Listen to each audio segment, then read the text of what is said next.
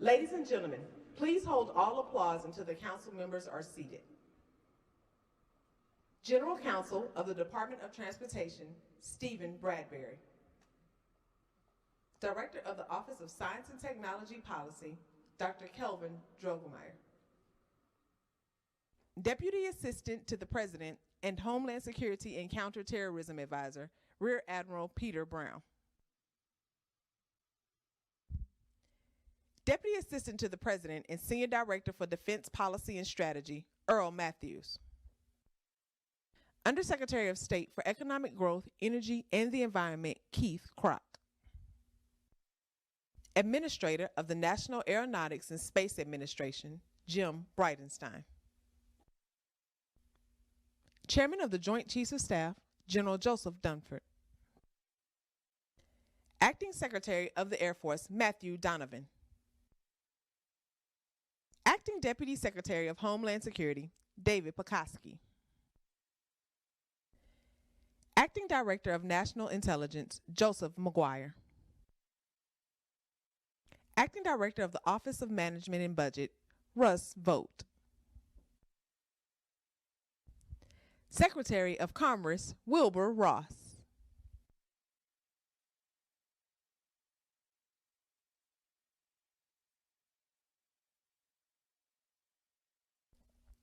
The John and Adrian Mars Director of the National Air and Space Museum, Dr. Ellen Stofan.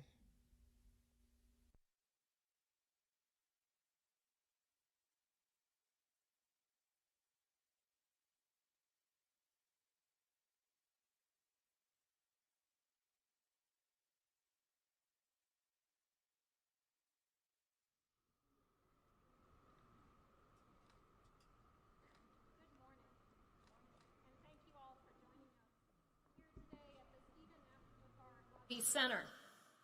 It's an honor to welcome the National Space Council back to the museum to continue the work of mapping the future of American space exploration, surrounded here by icons of our nation's highest, proudest achievements in space. The Council is ensuring our future achievements are fully empowered by this past achievements. The things that you will be discussing today will one day be enshrined in this museum. And don't forget about us, we need hardware. Last month at our museum in Washington, at the unveiling of Neil Armstrong's Apollo 11 spacesuit, Vice President Pence spoke about this generation's renewed commitment to American leadership in human spaceflight. Here at the National Air and Space Museum, we see evidence of that commitment every day. Countless children have stood in this very spot and marveled up at the Space Shuttle Discovery, then turned to their parents, grandparents, or teachers to ask how something so big could fly so high. Our museum is where the country comes to understand its heritage of adventure and discovery and to pass that torch on to new generations. We're at the dawn of a new space age with a challenge to return to the moon and beyond. The Americans who will make those first flights, including the first woman on the moon and the first humans on Mars, were not alive to see our first steps onto another world. We must recapture the energy, scope, and complexity of our first moonshots for those who were not born in time to see it, but who are called on now to repeat it. This summer, the museum celebrated that bold spirit with a program we called Go for the Moon. This was no ordinary commemoration. It involved projecting a full-scale 363-foot Saturn V rocket onto the highest point in the nation's capital, the Washington Monument. It was almost 90 degrees at 9 in the morning on July 16, 1969, when the real Apollo 11 launched in Florida. It was that hot in Washington, D.C. this summer at night.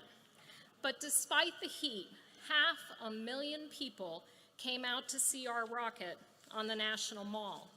On the night of the 50th anniversary, we recreated the launch of history's most powerful rocket with full light and sound effects. The ground shook and the air glowed red with the flames from the engines. And looking at the faces of the children in the crowd, you could tell that they felt a connection to that moment in 1969 when, for the first time in human history, the moon was within reach. And for the children who will stand on this spot later today and marvel up at the discovery, the moon is again within their grasp. Earlier this year, Vice President Pence noted that President Kennedy called for an American on the moon by the end of the decade in 1961, well before we knew how to make it happen. It will take that same bold commitment to American ideas and innovation to meet the challenge to return to the moon and on to Mars, and we are grateful to Vice President Pence and the National Space Council for their leadership and support as we work to educate and inspire a new generation of innovators and explorers. It is now my great pleasure to welcome the Chair of the National Space Council and the Vice President of the United States, the Honorable Mike Pence.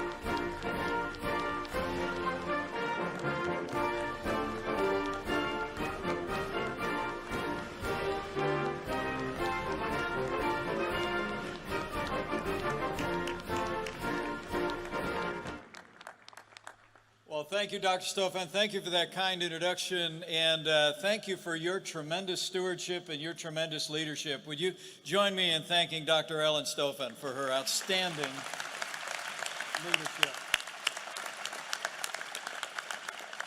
To all the members of the National Space Council, to our user advisory group, all of whom very quietly came on stage, I think they all deserve a big round of applause. These are extraordinary Americans that are making a difference for American leadership in space. Would you join me in thanking them?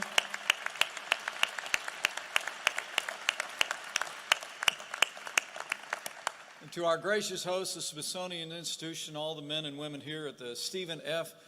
Udvar-Hazy Center, it's a great honor to be with all of you today. Thank you for your patience today. Thank you for your attendance today. And welcome to the 6th meeting of the National Space Council. You know, it was 3 years ago that a candidate for president came alongside his new running mate, and he said to me, you know, this thing called the National Space Council has lain dormant for more than 25 years, and I was wondering if you'd like to follow the tradition of past vice presidents and chair a renewed National Space Council. And I looked at him and I said, would I? So join me in thanking a leader who is committed to securing American leadership on Earth and in the vast expanse of space. Join me in thanking the 45th President of the United States of America, President Donald Trump. His leadership has made a difference, and you'll hear about that today. You know, it was nearly 2 years ago, right here at the National Air and Space Museum, that we held the first meeting of the National Space Council. So we could think of no better place to hold our 6th meeting, where we're going to reflect on the progress that we've made and how our administration and the United States is on track in our efforts to expand and renew American leadership in space. And really, I can think of no better time to be here and to celebrate the progress of our renewed leadership, because it was 1 month ago the world paid tribute to 3 extraordinary American astronauts, the crew of Apollo 11, and the 400,000 men and women who stood behind them 50 years ago. It was one small step and one giant leap. And what a great celebration it was. So many of you were a part of it, not only here in our nation's capital, but all across the country. And I have to tell you, it was deeply humbling for me to be able to spend time with many of the men and women and heroes that made that moment possible. That they secured, in a very real sense, American leadership in space. But as we gather here today, we do so recognizing that it's been 47 years since the last American set foot on the moon. In fact, our great shuttle program, including the Space Shuttle Discovery behind me, was grounded nearly a decade ago. The truth is, as all of you know, for too long America was content with low Earth orbit and missions focused on the Earth instead of aiming for the stars. But I'm proud to report that under President Trump's leadership, all of that is changing. As the President said in his inaugural address, we stand at the birth of a new millennium, ready to unlock the mysteries of space. And that's exactly what we're doing. It's true. After 2.5 years under the President's leadership, America is leading in space once again. This President recognizes what the American people have known for more than half a century. And that is that our security, our prosperity, and our very way of life depend on American leadership and American leadership in space. Now, we acknowledge that low Earth orbit is not our final destination, but rather it is a training ground for the infinite frontier of space. And I can assure you the American people are ready for the next chapter in our nation's history in space. So at the President's direction, we've put an end to decades of budget cuts and decline, and we've renewed America's commitment to human space exploration, vowing to go further into space, farther and faster than ever before. That's why in our first year in office, President Trump signed Space Policy Directive 1, making it the national policy of the United States of America to return to the moon and prioritize crewed missions to the lunar surface. SPD-1 marked a watershed moment in America's space enterprise. And with it, the President finally gave NASA the clear direction and clear mission that it needed. As he said, we will return American astronauts to the moon for the first time since 1972 for long-term exploration and use, not only to plant our flag and leave our footprint, but we will go there to establish a foundation for an eventual mission to Mars.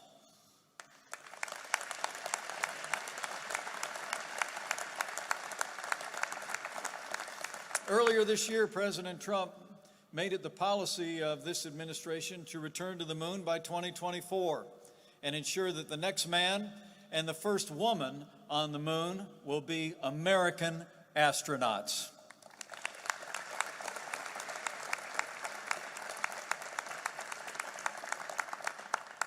The Artemis mission has already begun.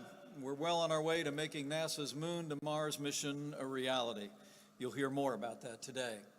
To give NASA the resources they need to accomplish this mission, the President signed into law the agency's largest budget ever. And as we speak, we're working with Congress to add an additional $1.6 billion to support our renewed commitment to human space exploration. The Space Launch System, known as SLS, the world's most powerful rocket, will launch American astronauts toward the moon, will be fully assembled by the end of this year.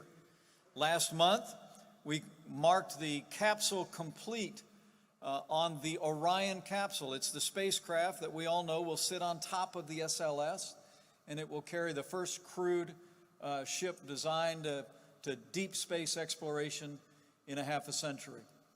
And just last week, we announced that the Marshall Space Flight Center in Huntsville, Alabama, will lead development of our new lunar lander. And working with Johnson Space Center in Houston, Texas, we will ensure that a new generation of astronauts have the state-of-the-art vessel to reach the lunar surface safely and return by 2024. We're going to get it done.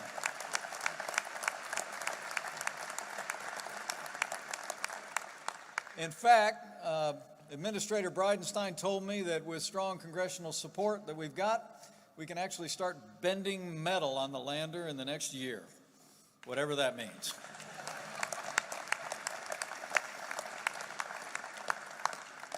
I'm proud to report also we've empowered our commercial partners. In recent months, SpaceX successfully docked its automated Crew Dragon capsule at the International Space Station.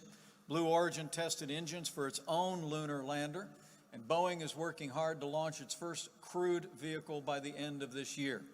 And working with our industry leaders, before the year is out, the United States will once again send American astronauts into space on American rockets from American soil.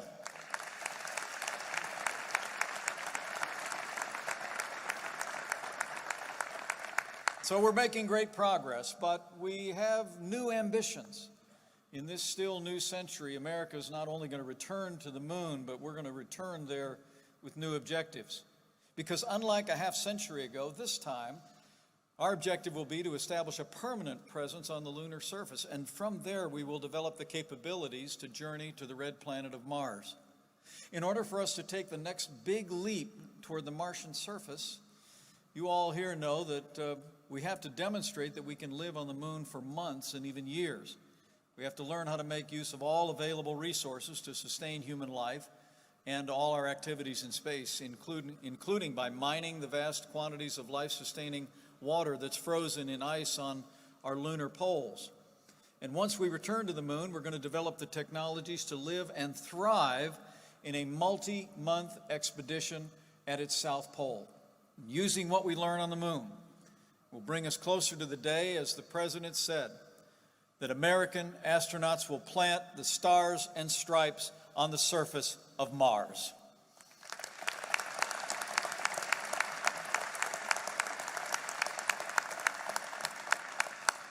In fact, within the last year, American technology touched down once again on Martian soil, as all of the world witnessed the InSight mission touch down and marked our 8th successful landing on Mars.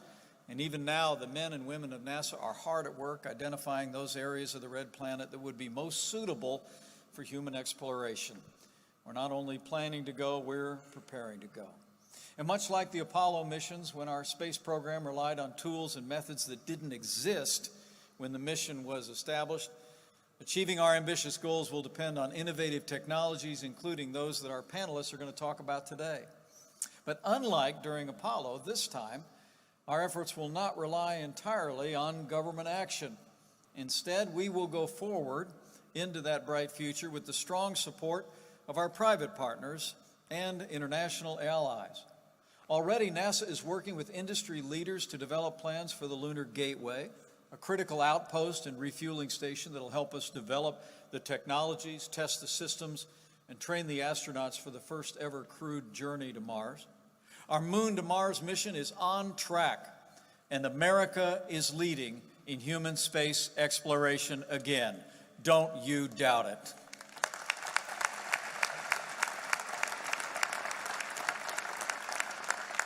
As we'll also talk about today, under the President's leadership, we've also unleashed America's commercial space industry as never before. As the President said memorably not long ago, rich guys love rockets. And we've taken steps to make it possible for American entrepreneurs to invest and to help America develop the technologies that will carry American leadership into space.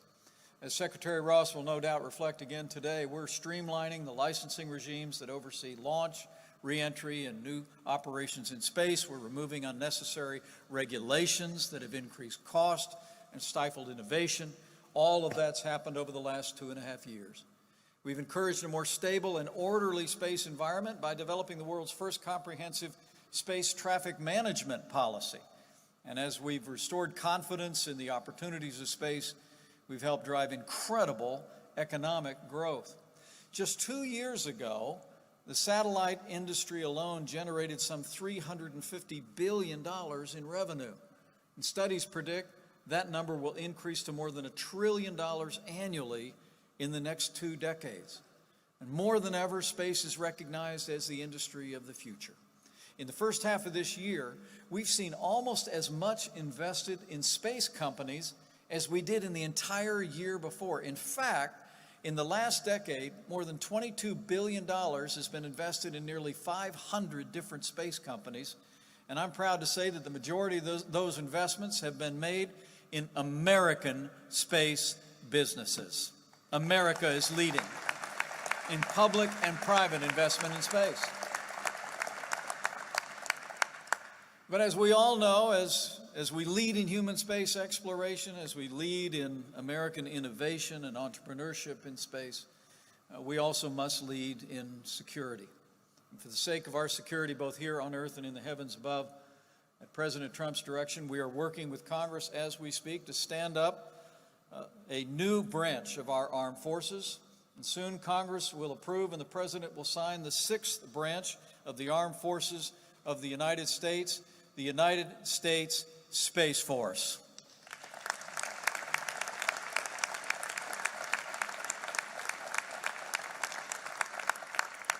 As the President has said, we all recognize, it's been frankly true for decades, in his words, space is a warfighting domain.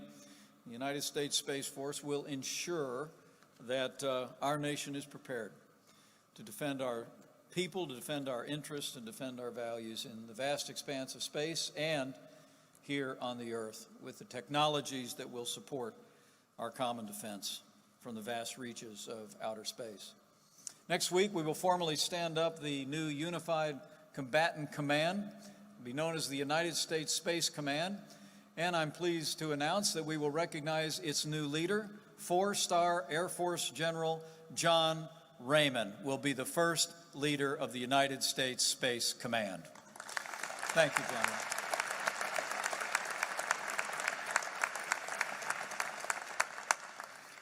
General. And before I move on from General Raymond, let me mention another general is here with us today. General Joe Dunford is Chairman of the Joint Chiefs of Staff. He has served this nation throughout his long career in uniform with extraordinary distinction. He has played a critical role in ensuring the national defense of the United States, and he will be concluding his duties as Chairman of the Joint Chiefs of Staff in the months ahead. And would you all mind getting on your feet and just showing how much we appreciate the extraordinary life and career and leadership of General Joe Dunford.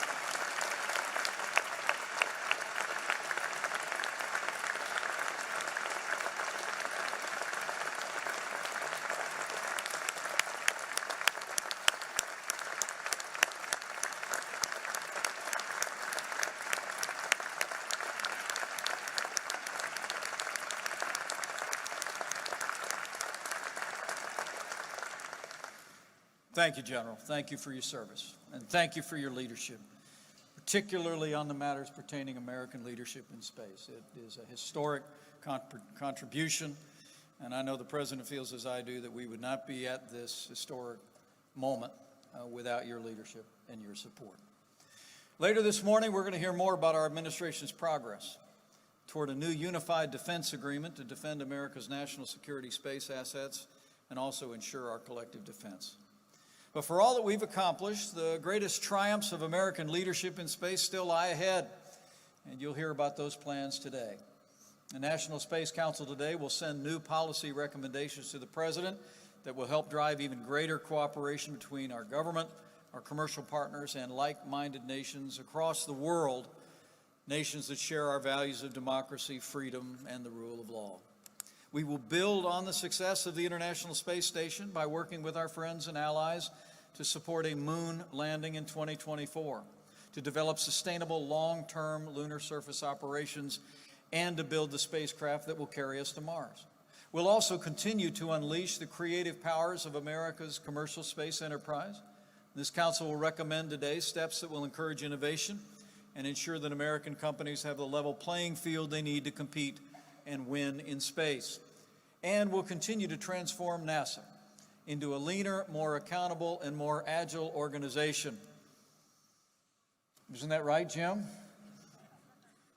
Yes, sir. Yeah, good. We're going to make it easier than ever to recruit and retain the world's brightest scientists, engineers, and managers, and we're going to hit our goals, and we're going to make new American history in space. You know, President Trump tasked the National Space Council with reigniting and reinvigorating the American space program, and I'm humbled and proud at the same time to say that's exactly what this team has done. And that's what we're going to continue to do with the support of so many of you gathered here today. As President Trump said, in his words, it is America's destiny to be the leader amongst nations on our adventure into the great unknown. And that's why the National Space Council was reconstituted, and that's what brought us here today. And while the tasks before us involve hardship and hazard, sacrifice and perseverance, We know what the men and women of Apollo 11 knew 50 years ago, and that is simply this, that Americans can accomplish anything we set our minds to, and America will lead the world back into the vast expanse of space.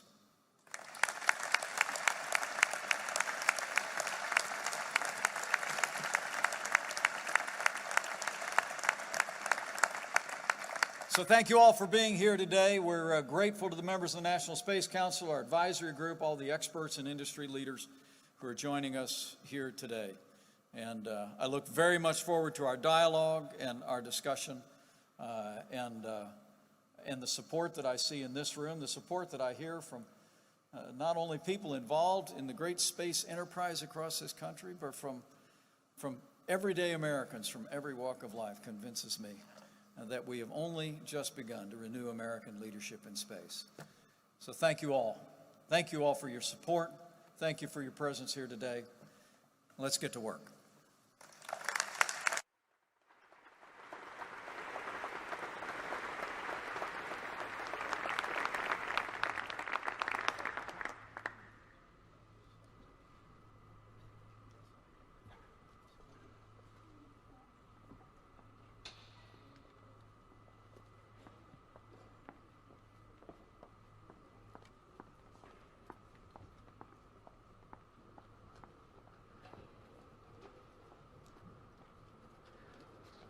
Well, thank you, everyone. Thank you for your kind attention. We're going to get right down to business. We are joined today here at the Udvar-Hazy Center. And let's give the Smithsonian another round of applause, will you? This is a spectacular place that fires the imagination of Americans every day. In addition to all the members of the National Space Council, we're joined by a number of distinguished guests in the audience, and I want to thank each and every one of you for being with us today. It's hard for me to look around this room and not recognize virtually everyone in every seat, and yet this is just a small sampling, isn't it, Jim, of the incredible leadership of America's public and private space enterprise. So give yourselves a round of applause. We are grateful that you're here.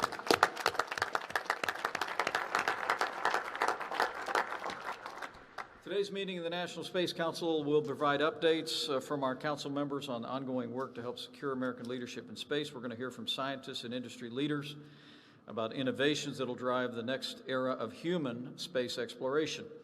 We're going to discuss a new set of recommendations, as I mentioned in my formal remarks. To begin with, I'd like to ask Dr. Mary Lynn Dittmar, who's President and CEO of the Coalition for Deep Space Exploration, to bring us some updates on our user advisory group's activities since their last meeting in March.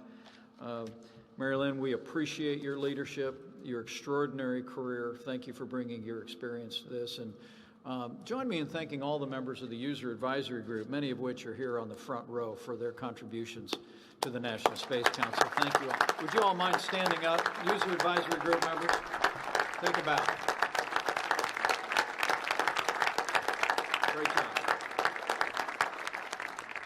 Dr. Dittmar, quick report on the User Advisory Group. Mr. Vice President and distinguished members of the National Space Council, thank you for inviting me to provide an update on the activities of the Users Advisory Group. As you all know, the objectives, scope of activities, and description of duties of the UAG is defined in statute, executive order, and the charter of the National Space Council Users Advisory Group, dated December 6, 2017, signed by the acting NASA administrator. While the UAG is administratively chartered and supported under NASA, the UAG functions exclusively in an independent advisory capacity to the National Space Council, reporting to you through the National Space Council Executive Secretary. Mr. Vice President, you have repeatedly challenged the UAG to function as a think tank for the National Space Council, in addition to the advisory role spelled out in its title.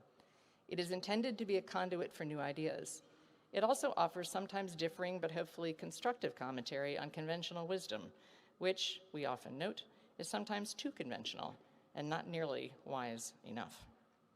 Organizationally, the UAG is divided into 6 subcommittees that reflect precisely the priorities that you and our chairman, retired Admiral James Ellis, discussed prior to its formation. In the months since our meeting with you in Huntsville in March, we've gathered to review and scope the specific taskings that you gave us earlier this year. The Exploration and Discovery Subcommittee, led by retired General Lester Lyles, is structuring a one-time review of NASA's newly named Artemis program, focusing on its architecture, technical planning, organizational structure, and leadership. The fact that General Lyles also capably chairs the NASA Advisory Council will ensure that the UAG draws on the work of that NASA committee while offering independent advice to you where appropriate. As you know, Admiral Ellis is chairman of the National Security Subcommittee and leads a very capable group with the required security clearances. Their focus, also reflective of National Space Council interest, has been on the organizational structure and functionality of the emerging Space Force. As part of their review, last month, they received a high-level classified briefing from the Department of Defense and the intelligence community on the process and progress of implementation planning in anticipation of pending congressional action. I and my colleague Eric Stallmer, president of the Commercial Spaceflight Federation, co-chair the Economic Development and Industrial Base Subcommittee. As you directed, we are first assessing how best to manage space-related spectrum issues, including both process and content in this critical area. We are also considering additional recommendations for regulatory process reform and partnerships to move beyond NASA in accelerating the economic development of low Earth orbit and beyond. Retired Colonel, veteran astronaut, and Space Shuttle pilot and mission commander Pam Melroy leads the Technology and Innovation Subcommittee. The committee is focused on assessing the status of the NASA Space Exploration Technology Roadmap, specifying space technologies to be explored, alternatives to be compared, and timelines that must be met. The results of that review will determine whether additional support to the subcommittee from the National Academies of Sciences, Engineering, and Medicine is required. Retired Colonel Eileen Collins, renowned Space Shuttle pilot and mission commander, chairs the UAG Subcommittee on Outreach and Education. I will say more about outreach efforts in a minute. On the education and training side, her committee is committed to developing actionable recommendations to enhance space-related and engineering education at all levels. She has innovatively begun to draw on speakers on STEM from the National Committee of State Legislators and from universities with NASA involvement to gain a broader perspective on education and workforce issues. The final group, the Space Policy and International Engagement Subcommittee, is led by Dr. David Wolf, astronaut, spacewalker, medical doctor, electrical engineer, and your fellow Hoosier.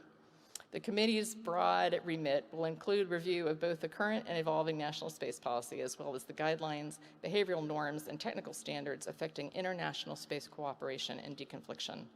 We have followed the successful outcome of the 62nd session of the United Nations Committee on the Peaceful Uses of Outer Space and have planned a session with the Department of State to ensure that we understand the administration's space goals and objectives in the diplomatic arena. Separately, as the Users Advisory Group to the National Space Council enters its second year, we are reviewing the organizational charter for potential updating so as to better define the organizational structure, required resources, and to streamline work processes. We believe and know from discussions with you that you agree that an ongoing and active role of the UAG is important to the success of the administration's effort to marshal a whole-of-government strategy to U.S. space. Finally, as I noted earlier, mindful that we were impaneled to represent all users of space, members of the Users Advisory Group have participated in major domestic and international space events over the last several months, many of them in conjunction with a wonderful nationwide celebration of the 50th anniversary of Apollo 11, which referenced earlier. We will continue to serve as the eyes and ears of your National Space Council, seeking input and ideas, issues and innovations, scientists and engineers, students and teachers, experienced aerospace veterans at all levels, and importantly, the up-and-coming new generation of space professionals. Mr. Vice President, on behalf of the Users Advisory Group and its chairman, Admiral Ellis, thank you for this update opportunity. Wherever we go, at home or abroad, and with whomever we speak, we see a new energy, a new vitality in the space community. We appreciate the focus that you and the National Space Council have brought to our nation's role in space, and we look forward to continuing to support your efforts and to our shared contribution to the future of the nation's space enterprise. I'll be pleased to take any questions. Great, thank you, Dr. Dittmar. And I don't see him through the bright lights, but Admiral Jim Ellis is the chairman of the User Advisory Group. I don't know if he's with us today, but you can give him a big round of applause as well. He's, you can tell from that report the great work that he Admiral and the whole team are doing. Questions of the panel of the User Advisory Group? Anything having to do with the committees, the reports that were made? Will give us an opportunity. Okay. Thank you, Dr. Dittmer. Thank you, and thanks to all the members of the User Advisory Group for outstanding work. Now we're going to move to some reports by members of the National Space Council, I'm going to recognize our Secretary of Commerce, Wilbur Ross, who has been involved in working on space traffic management, regulatory reform, and is almost as excited about American innovation in space as the President and me. So join me in thanking the Secretary of Commerce for his great leadership.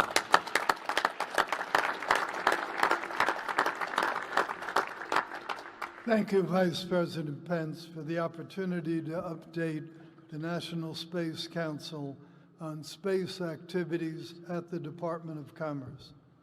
Last year, there were 114 government and private space launches worldwide, the first time in 3 decades that number exceeded 100. U.S. had 31 launches, including a record number of commercial launches, but China had 39. More than 80 countries have now entered the space industry, often playing under different rules from what we have. These countries realize that space is a strategic industry that creates a highly technical workforce with spin-off technologies and economic growth. This was evident at the Paris Air Show, which highlighted U.S. leadership, but also made clear the substantial efforts of foreign government-backed entities to surpass us. 75% of space industry revenues are now commercial. We intend to keep the United States as the flag of choice as the global space industry moves from $415 billion of revenues to $1 trillion within the next 20 years. Commerce Department is actively pursuing the space traffic management goals outlined in Space Policy Directive 3.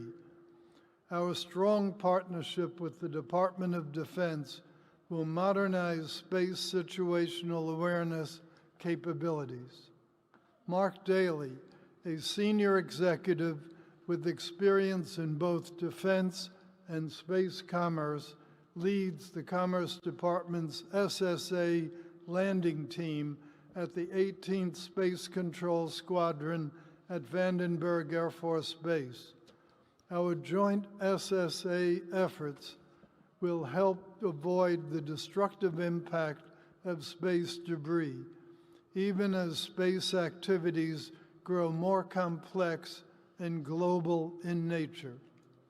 In response to our April 2019 RFI, more than 50 academic and industry partners submitted creative ideas to limit the creation of new space debris through satellite design, improved SSA, and early mission deorbit.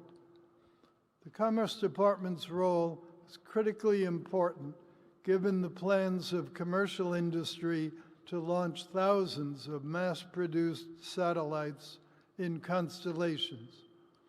Commerce is developing an open architecture data repository for space debris information. This will allow us to provide conjunction notifications to the U.S. and global commercial space industries in the near future. The new repository will incorporate private sector innovations to track and avoid space debris, and that in turn will facilitate new commercial space services. Under Space Policy Directive 2, to eliminate or streamline regulations, we are revising remote sensing and export control rules. We have received extensive feedback from U.S. companies in the fast-developing and extremely competitive global market for remote sensing. Our immediate goal is a new draft rule that encourages domestic innovation while ensuring global competitiveness and market leadership of American companies.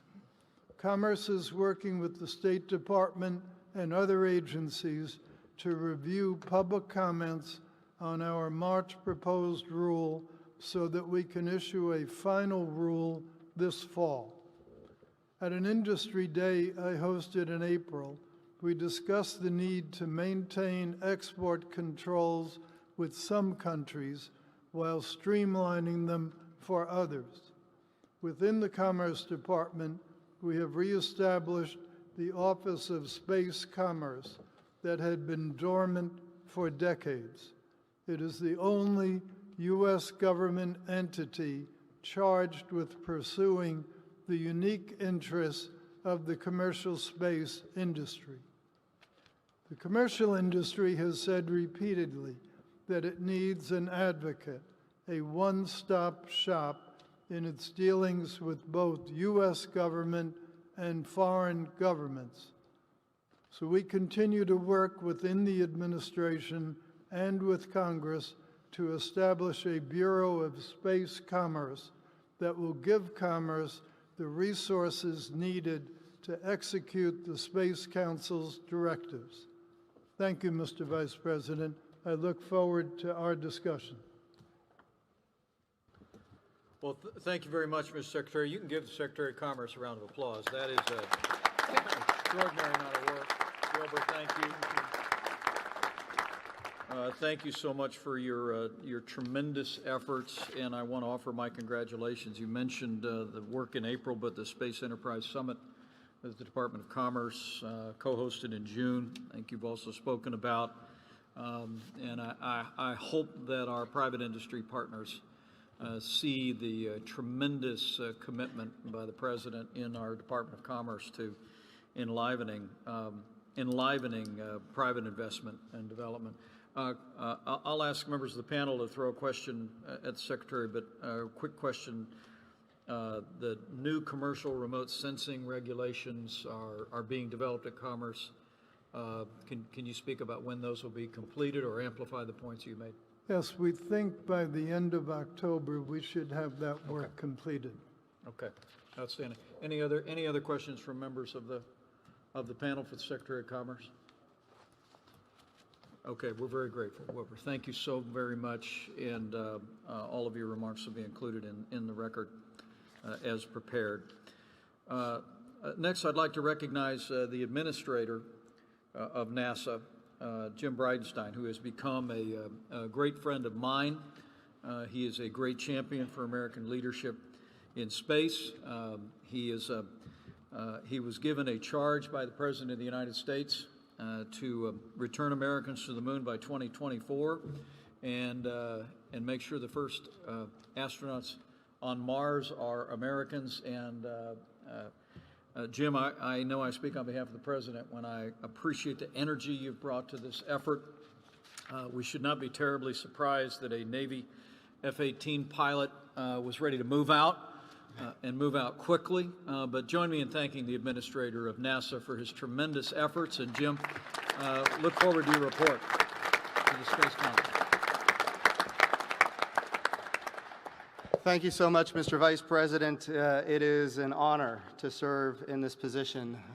Just yesterday, I was at the White House briefing members of the National Security Council on our plans to go to the moon and on to Mars. And while I was there, Victoria Coates brought in a box of M&Ms. And I said, and by the way, these aren't just M&Ms, these are President Trump M&Ms, not just any M&Ms here. And I said, now, what is that all about? And she said, M&M, Moon and Mars. And so she said, make sure you show this to everybody and let them know we're going to the moon because we are going to Mars. And the President has been very clear. We will put an American flag on Mars. So, Mr. Vice President, you can have the M&Ms. A couple of things that I think are important to note. Sir, since you I guess, importantly, gave us that charge back in March, a number of things have changed.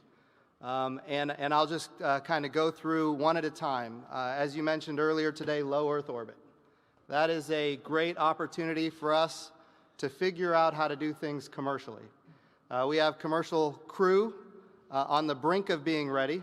We have commercial resupply, already resupplying the International Space Station. And recently we announced that we have some objectives to achieve a more commercial nature in low Earth orbit, starting with creating both the demand side and the supply side. So on the demand side, we're looking at really two lines of effort that we believe could have major breakthroughs for basically activities in low Earth orbit, starting with industrialized biomedicine and then advanced materials. Those two lines of effort, if we can do experiment after experiment, iterating one after another, I believe in the next 3 to 7 years we can have a strong breakthrough that will result in demand for access to low Earth orbit. Now that's going to take an effort and a change of philosophy on how we utilize the International Space Station. It is also true, Mr. Vice President, that just a few short months ago we announced that we're doing things to increase supply of activities in low Earth orbit. We are going to make available commercial crew seats for industry so that they can take space, whether it's researchers or manufacturers or even tourists, to the International Space Station. We also want to make the International Space Station itself available for more people, so we're looking at additional habitation using the port for commercial operations on the International Space Station. And each of these activities will increase supply, while at the same time working really hard to generate demand with an eventual effort. And of course, we've got procurements underway that we are interested in seeing what industry can provide, but we want to have free flyers in low Earth orbit that are commercial in nature. So these are things that we are striving to in low Earth orbit. But remember why we are commercializing, and I think this is important for everybody on the National Space Council. Why are we commercializing? Because we want to use the resources that the taxpayers give to us to go to the moon, following Space Policy Directive 1, to go sustainably, to go with commercial partners and international partners, to utilize the resources on the moon, the water ice, Mr. Vice President, that you talked about on the South Pole. Use that as life support. How do we live for months on another planetary body so that ultimately we can take all of that knowledge onto Mars? So what we do in low Earth orbit matters because we want to go to the moon and onto Mars. And interestingly, just last week, I was at the Michoud Assembly Facility in New Orleans. And I know, Mr. Vice President, you have been keenly focused on the SLS rocket. And I will tell you what I saw there was eye-watering. We say the words that it's 4/5 complete. I would say that it's well over 90% complete at this point. The engine section was the long pole in the tent. It was on the critical path. We removed the engine section from the critical path. We integrated the rest of the rocket horizontally. It is a beautiful thing to see in the horizontal. And this week and next week, we will be integrating the engine section into the rest of the rocket. And by the end of this year, as you correctly said earlier, we're going to move that rocket out of the factory and we're going to test it. And I will tell you, yes.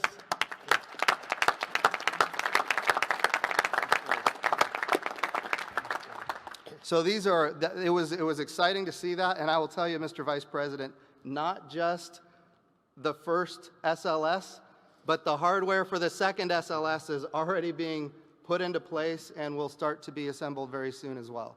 So very exciting times down at the Michoud Assembly Facility. And as you were there just last month, Mr. Vice President, when you announced the Orion crew capsule complete with the European service module, we are very close to shipping that up to Plumbrook Station, where it will be tested, thermal vacuum testing as well as EMI testing. So all of those very exciting activities are underway. We also, since the last National Space Council, we have gone under contract for the first element of the gateway, the power and propulsion element, solar electric propulsion for that reusable command module in orbit around the moon for the next 15 years. So that's a great development as well. And by the way, the reason that was able to go so fast, Mr. Vice President, is because of the charge to be ready by 2024 to land not just the next man, but also the first woman on the south pole of the moon. That charge is really what changed the dynamic to make that go so fast, that acquisition element.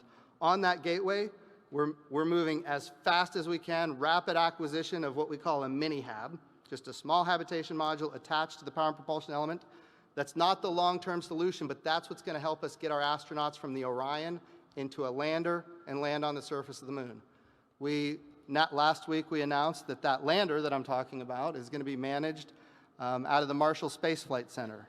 And it is absolutely true, Mr. Vice President, the Johnson Space Center is going to be very involved in that. Certainly when it comes to environmental control and life support systems, there is no place on the planet better than the Johnson Space Center. When it comes to human-to-machine interface, no place better than Johnson as well. And of course, when it comes to mission planning in the astronaut office, a lot of capability both at Marshall and at Johnson to get this national project underway. And as you are aware, Mr. Vice President, in the last months since the March National Space Council, we also named the program Artemis. And I think that is a significant milestone. It was you who wrote the speech yourself, and I was there when you did it, and you said, we're going to put the first woman on the moon. And I will tell you that has energized so many people, my daughter included, who is 11 years old. She claims she wants to be a teacher right now, but she is certainly excited about landing a woman on the moon. And I like to say it's 50 years ago we had Apollo, and it just so happens that in Greek mythology, Apollo had a twin sister. Her name was Artemis. She was the goddess of the moon, and this time when we go to the moon, we go with a very diverse, highly qualified astronaut corps that includes women, and it is long overdue. So we are very excited about that.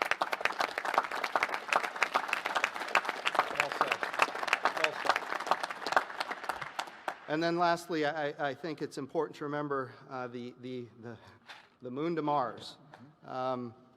When we think about what we're doing next, the reason the gateway is so important is that it is absolutely a gateway to the surface of the moon, and we want to do long durations on the surface of the moon using the gateway. It is also evolvable.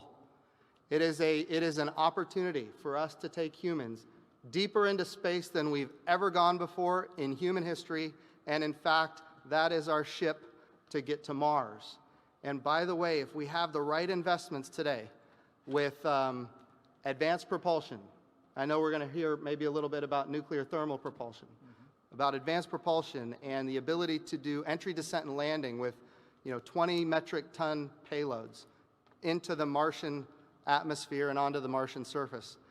These are investments that are not much more than what we're already spending, and we can put together a really robust Mars plan in keeping with the direction to put an American flag on Mars. So, Mr. Vice President, things have changed since March, and we are moving rapidly under your direction and the direction of President Trump. Thank you. Great job.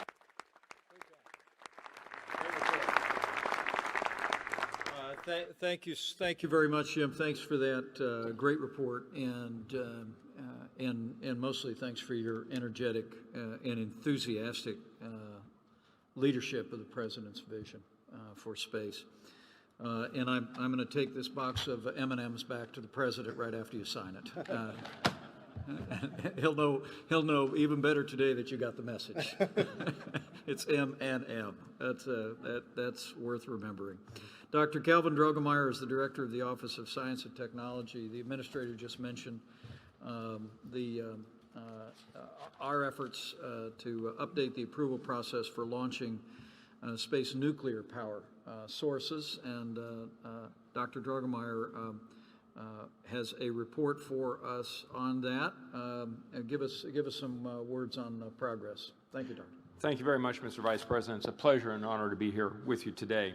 As we embark on that new generation of space missions that you so eloquently described in your remarks, and as Administrator Bridenstine has said, this time we go to stay. And the challenge here is achieving a persistent human presence in space and on other worlds, that is, staying there, will require the development and application of a wide range of advanced technologies, including lightweight and long-lasting energy sources that can support human life and exploration activities in the most austere and inhospitable environments. Now, over many decades, as we will hear from Mr. Jeviden of BWX, NASA has relied on space nuclear systems on the Moon, on Mars, and in the outer solar system, and also for other missions where alternative power sources have been inadequate. Some of these environments are far too dark for solar power, or they're too far away to carry sufficient supplies of chemical fuels. In the dawning new era of American space exploration, we just heard about exploration into deep space, nuclear power sources will remain critical to the fullest realization of our scientific and exploration objectives. Now, for modest power needs, radioisotopic thermal generators, which are essentially nuclear batteries, can use the energy of radioactive decay to generate electricity for even decades. But for higher power needs, small nuclear reactors can provide the heating, electricity, and also spacecraft propulsion needs. So as we look forward and we also look outward, we must ensure that America can safely develop nuclear space systems that enhance our ability for space exploration, our operational capabilities, and also the potential for increased commercial space activities, as Administrator Bridenstine just mentioned. Now, over a year ago, OSTP, the Office of Science Technology Policy, began reviewing existing nuclear space launch policy. And as I reported at this Council's March meeting in Huntsville, that OSTP review led to the creation of an interagency working group co-chaired by OSTP and our colleagues at the National Space Council. Now, that working group's mandate was to develop recommendations for the Space Council to establish updated and risk-informed processes for launching space nuclear systems that are funded or licensed by the federal government. Now, our primary objective here is to ensure that rigorous and effective nuclear safety analysis and review are conducted prior to the launch of any space nuclear system. And in doing that, we want to leverage past experience wherever we can. And to that end, we must provide clear guidelines to help mission planners and launch approval authorities ensure that launch safety is maintained. We also want to ensure a positive response, a positive safety analysis and launch authorization process that is forward-looking. We think about the future that allows the federal government, as we just heard, the private sector to effectively use space nuclear systems as we return to the Moon and we venture far beyond. And finally, we seek to strengthen the existing process for launching space nuclear systems in ways that will better ensure rigorous, risk-informed safety assessment without excessive redundancy or wasted time and cost. So at the Council's urging, since last March, we have continued these review activities, Mr. Vice President. In close cooperation with the National Security Council, we have now finalized a set of recommendations that we believe meet the objectives I just outlined. We ask the Council approve these recommendations for updating the existing process for the launch of spacecraft containing space nuclear systems. Now, in closing, I'd like to reiterate a point I made at our last meeting, and namely that ensuring a rigorous launch safety process is essential to using space nuclear systems. But we can't stop there. We must not stop there. Moving forward, we must also focus on ensuring that we sustain the skills here in America and that we also develop the technologies needed to provide space nuclear systems that are ready to propel as well as power future American spacecraft. I look forward to working with all of you in implementing this and other policy initiatives that will be necessary for sustaining and strengthening American leadership in space. Thank you very much, Mr. Vice President, for your leadership and for your support. Thank you, sir.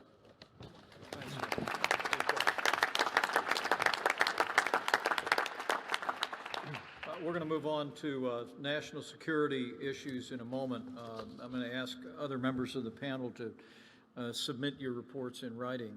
With one exception, Stephen Bradbury is the General Counsel of the Department of Transportation, and the President and I couldn't be more grateful to Secretary Elaine Chao for the energetic efforts that DOT has made to update regulations regarding space launch, and with our commitment to invigorating and continuing to see the private space enterprise develop, I wanted to recognize Stephen Bradbury for a quick update on Department of Transportation's activities. Stephen.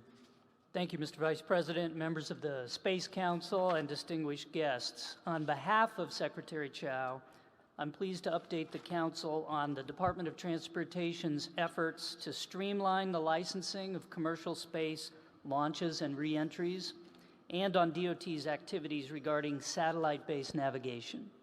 First, on April 15th of this year, in accordance with the President's Space Policy Directive 2, the Department of Transportation, through the FAA, published a notice of proposed rulemaking for a major streamlining of FAA's commercial space launch and reentry regulations.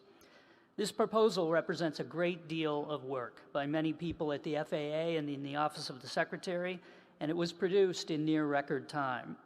It was developed with input from experts in the FAA, the commercial space industry, and other departments and agencies across the federal government. Consistent with the President's instructions, the proposed rule would replace outdated prescriptive requirements with more flexible performance-based criteria. It would allow us to license different types of commercial space operations and vehicles through a single streamlined set of procedures, and it would dramatically reduce the size and complexity of the FAA's commercial space licensing regulations. Now, DOT has received substantive comments on the proposed rule from dozens of companies, organizations, and individuals, including 15 submissions asking more than 100 clarifying questions, which the FAA has endeavored to address in the public rulemaking record. It's obvious the proposed rule has generated a lot of interest and a lot of questions. To allow for greater input, the department extended the public comment period to 126 days, and it just closed yesterday, August 19th. Also, in response to industry requests for face-to-face input, the FAA held a series of meetings with individual commercial space operators and their representatives. FAA honored all requests and met with representatives from Blue Origin, SpaceX, Virgin Galactic, Virgin Orbit, Boeing, Lockheed Martin, United Launch Alliance, and the Coalition for Deep Space Exploration. DOT published a synopsis of these sessions in the public docket.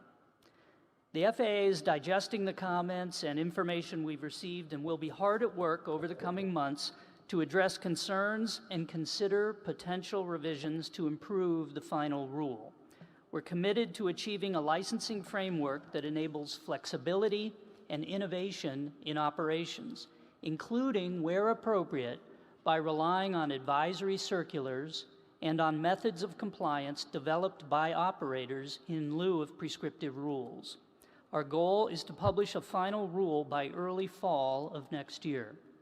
We're confident this rulemaking will bolster America's industrial base and leadership in the commercial space sector through a smarter, more efficient licensing process, one that lowers the burden and costs of regulatory compliance while ensuring protection of life, property, and national security. Now let me turn briefly to satellite-based navigation. Under National Security Presidential Directive 39, issued in December 2004, the United States is committed to developing, maintaining, and modernizing the Global Positioning System, or GPS, and other satellite-based navigation systems, including backup capabilities in the event of a disruption of GPS. A recent study funded by the Department of Commerce found that GPS has enabled more than $1.4 trillion in economic benefits since 1983, and that a 30-day loss of GPS could cause $30 billion in economic harm and have serious safety of life implications.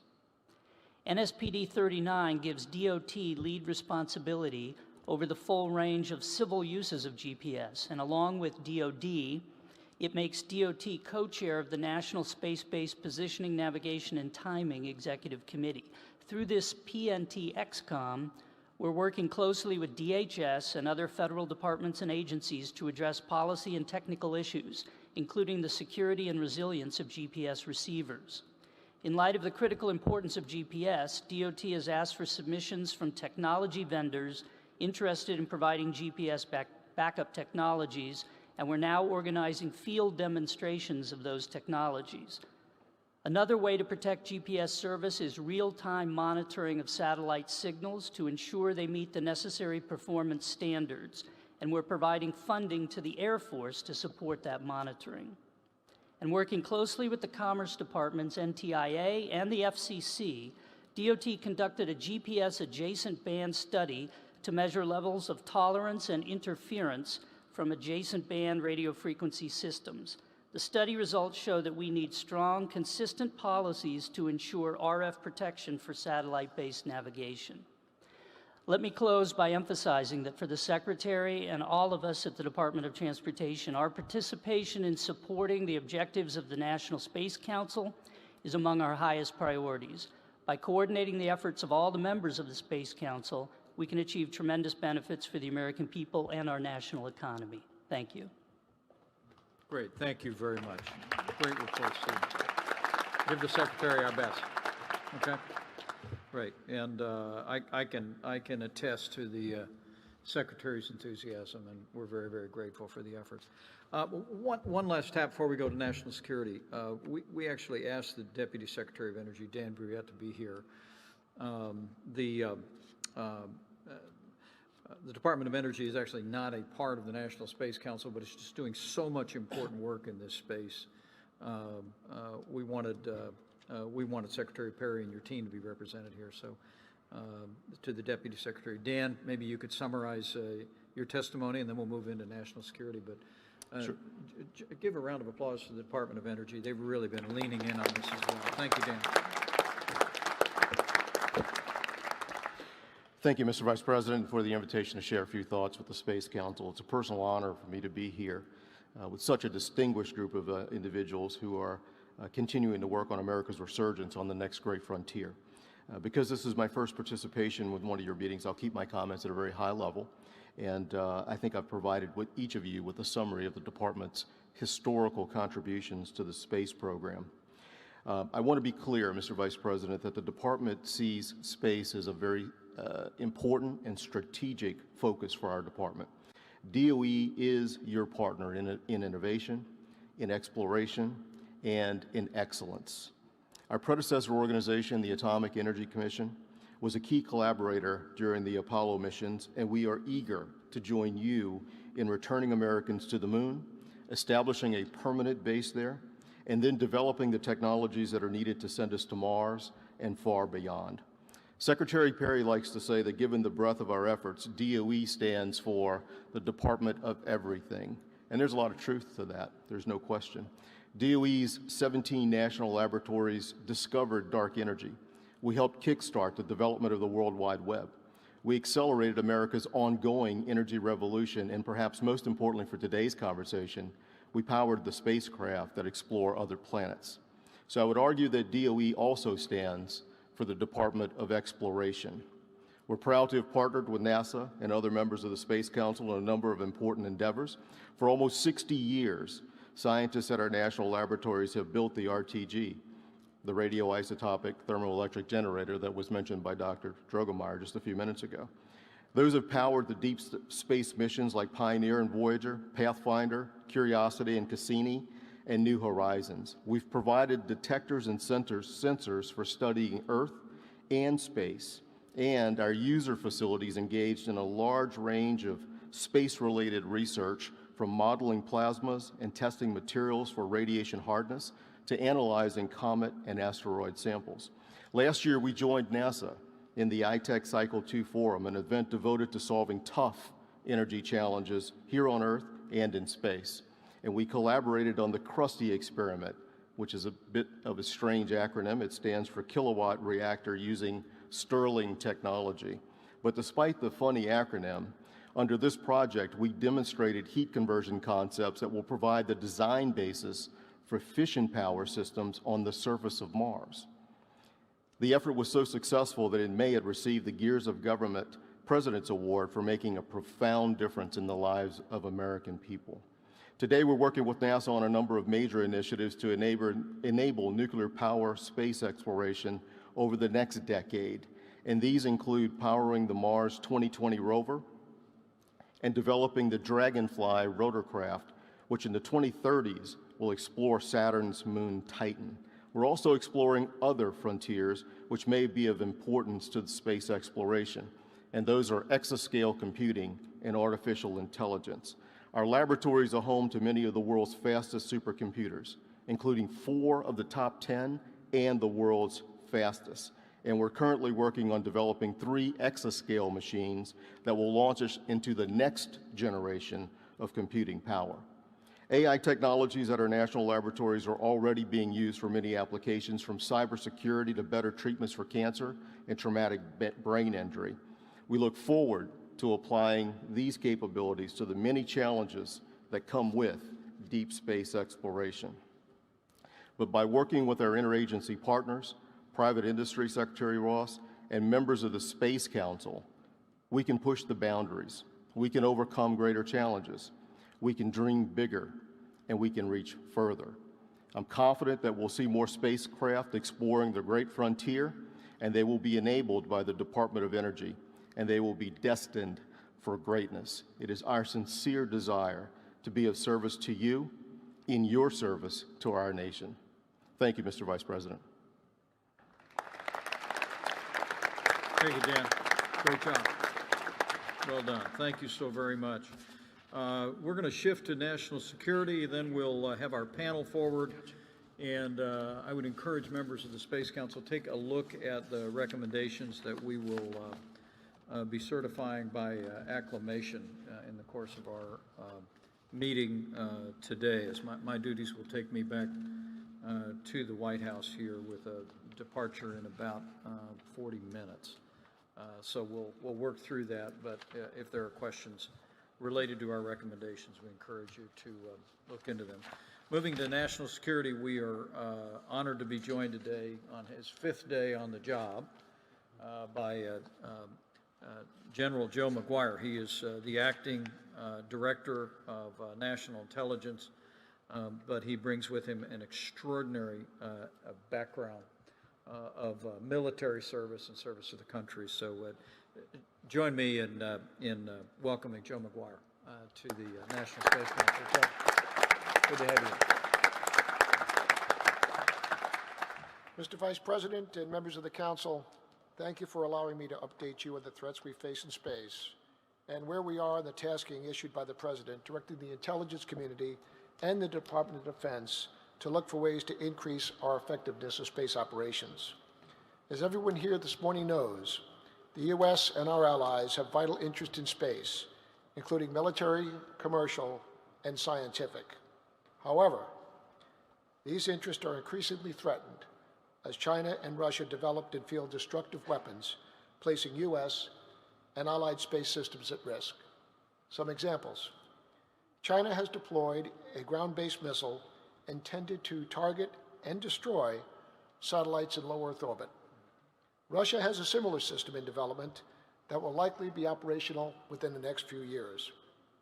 China is pursuing weapons capable of destroying satellites up to geosynchronous Earth orbit, and Russia has fielded a ground-based laser weapon which could blind or damage our space-based optical sensors. In addition, China and Russia have established dedicated space forces. Both countries view the capability to attack space systems and services as part of their broader efforts to deter or defeat an adversary in combat. In short, the threat to U.S. and allied space systems continues to grow unabated. Turning to the President's tasking, in February 19th of this year, the President signed Space Policy Directive 4, which established the requirement for Space Force. The directives also stated that the Secretary of Defense and the Director of National Intelligence shall create and enhance mechanisms for collaboration between the Department of Defense and the United States intelligence community in order to increase unity of effort and effectiveness of our space operations. In response to this presidential directive, the intelligence community and the Department of Defense leadership created a working group consisting of representatives from 14 organizations in the Department of Defense and the intelligence community. This team generated over 50 recommendations for how DoD and the IC can increase collaboration and improve our space operations posture.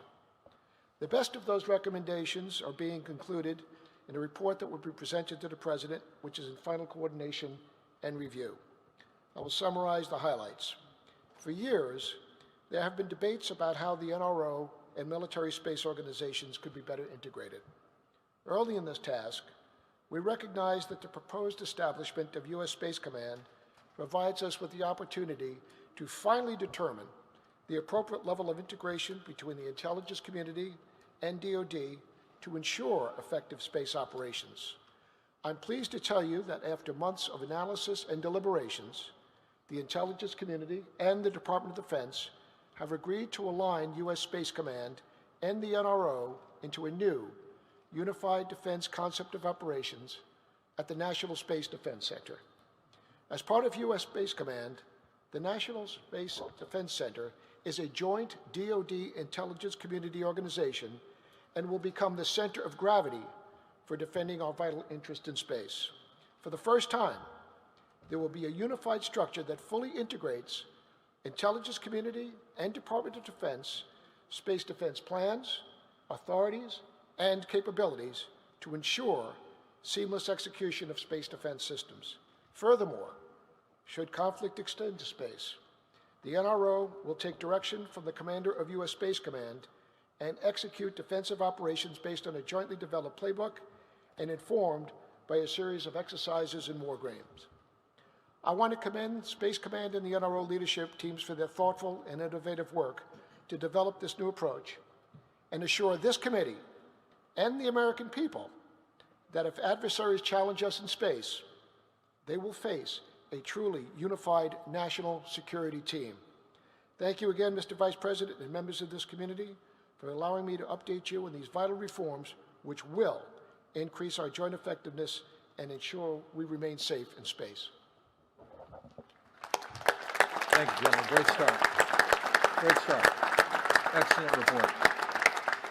Next, we're going to go to the Acting Secretary of the Air Force, Matt Donovan, and then I'll ask General Dunford to bring some closing remarks before we move on to our panel. But, Mr. Secretary, thank you. We are on the cusp of the launch of the United States Space Force.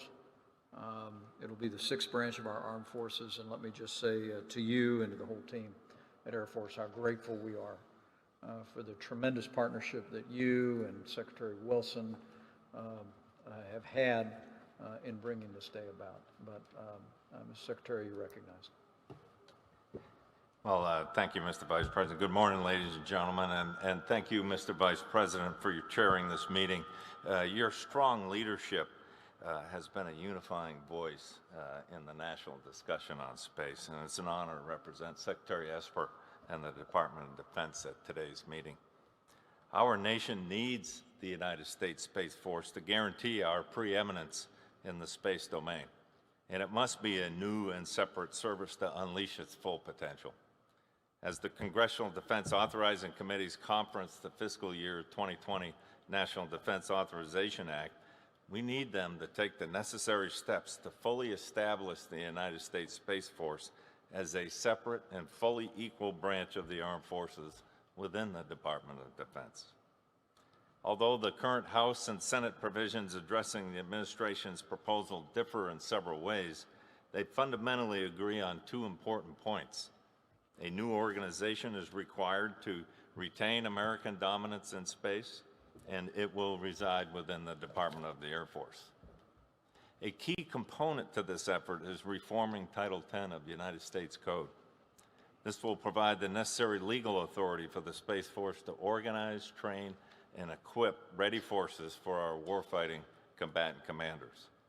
Without modification to Title X, the current legislative provisions do not provide all the necessary authorities to establish a separate service in the 6th branch of the U.S. Armed Forces. The Department is fully engaged with the Defense Authorizing Committees to ensure that the final NDAA language explicitly includes the United States Space Force as an armed force with the necessary authorities in Title X, and thereby codifying it alongside its sister services in this bedrock law. While this new service will reside within the Department of the Air Force, it does not mean that it is solely an Air Force effort. Each service has its own cadre of space experts with a keen sense of how space affects their unique domains, and they should be given the opportunity to contribute to this important event in our history. To be truly effective, the United States Space Force must integrate with the larger national security space effort and collaborate across the whole of government, as Director McGuire mentioned. We will do this by first consolidating the DoD's finest space professionals and uniting them under a common service with a common mission. As part of this effort, last spring, the Department of Defense established the Space Development Agency.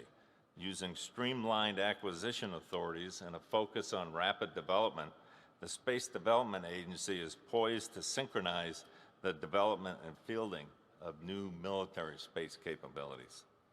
In fact, the Space Development Agency recently held its first Industry Day as it seeks public-private partnerships to incorporate commercial innovation and technologies into the future of national defense space architecture.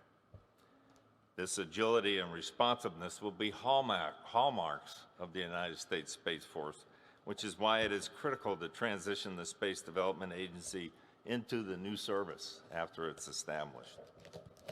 As you mentioned, Mr. Vice President, in the coming days, the administration will formally stand up the United States Space Command, the warfighting command responsible for military space operations. Fully supported by the Congress, who unanimously confirmed as first Commander General Raymond, the U.S. Space Command will be charged with defending our critical space assets from the increasing threats posed by potential adversaries, while providing crucial space operations support to military operations on land, in the air, and at sea. Ladies and gentlemen, now is an exciting time for America's future in space. The United States Space Force will be a 21st century service designed for the information age. We are committed to building a flat, agile, and rapid organization that will be the pathfinder for a modern military service. We will continue to work closely with the Congress to bring this historic establishment to reality in a reasonable, responsible, and most importantly, effective manner. The Department of Defense is ready, the Department of the Air Force is ready, and America is ready for the United States Space Force. We must act now to ensure we retain our technological and military advantage in the 21st century and beyond. Thank you very much, Mr. Vice President. Thank you. Great report.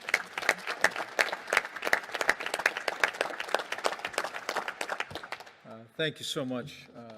Thank you so much, Matt. Thanks for your leadership as the Acting Secretary. Thank you for representing the Secretary of Defense here and for your tremendous, and the Air Force, tremendous collaboration on this historic endeavor, which, as I want to amplify one point that the Acting Director National Intelligence pointed out, that essentially both China and Russia have established their own space forces in recent years. And it underscores President Trump's vision and the imperative of making that vision a reality. And we're grateful for your strong partnership. No one to whom we are more grateful than the Chairman of the Joint Chiefs of Staff. And I have asked him to simply reflect on this broad topic, but also General Dunford, thank you again for your active participation in the launch of the United States Space Force and for your tremendous leadership of the Joint Chiefs. You're recognized. Thank you, Mr. Vice President, ladies and gentlemen. The Vice President and Secretary Donovan spoke about the Space Force. This initiative is going to have a positive impact on our ability to grow the people and the capabilities that we're going to need in the future. And like Secretary Donovan, I'm confident that the focus that a single service will bring to bear on space is going to have a profound difference. As Vice President Pence mentioned in his opening remarks, we'll also establish the United States Space Command next week on the 29th of August. And when the Vice President presides over the ceremony, we will immediately assign 87 units under a single combatant commander. This step will put us on a path to maintain a competitive advantage in as Vice President Pence described this, and as the President's described it, in this critical warfighting domain. When General Raymond assumes command, he's going to bring together capabilities that include missile warning, satellite operations, space control, and space support. Mr. Vice President, members of the Council, the direction is clear. We understand it, and we're moving out. Great. Thank you very much, Chair. Thank you so much. I'm going to ask the panel to come forward. We're going to move quickly through the balance of the program this morning, but members of the panel, please make your way to the stage. Our first panelist is Rex Javadin, He's president and CEO of BWX. He's going to speak to us about the uses of nuclear power in space. But he's here also because he's a 17-year veteran of NASA and was served as a chief operating officer. And Rex, it's great to have you here. Our second panelist, Dr. Clive Neal, will provide an overview of lunar resources. He's a professor of planetary geology at the University of Notre Dame in the great state of Indiana. And he's, thank you, somebody said go Irish out there, I think. But he's also helped train our current class of NASA astronauts. And Dr. Neal, we're grateful.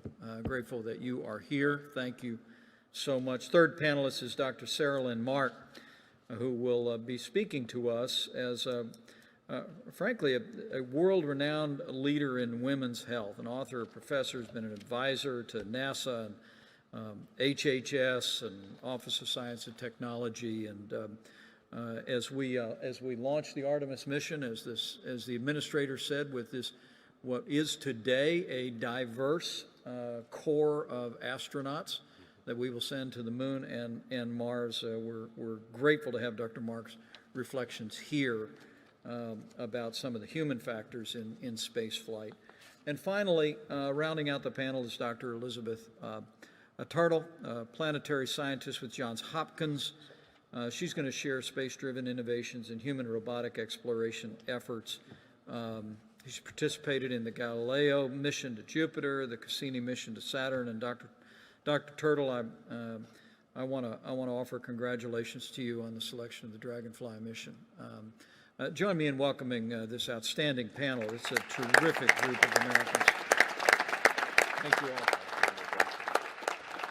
Let me start with Rex Javadin, and to each of the panelists, just know that we will submit your remarks in their entirety for the record, but we'd ask you to maybe keep your remarks to 3 minutes or so we can move through it quickly and maybe get to some questions, which oftentimes is more informative at these National Space Council meetings. But Rex, you're recognized, and thank you.